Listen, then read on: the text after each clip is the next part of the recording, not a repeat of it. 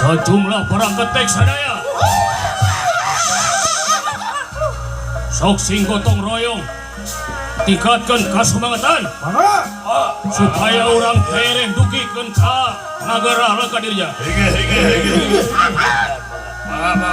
gestokeun anoman Lanun wayan ajeun ngangkatan batu anu bararadag pikeun pondasi di eta tamakan sok urang sing isin ku Prabu Sri Rama urang kudu tiasa nyatana mantosan kana kapretirana Belas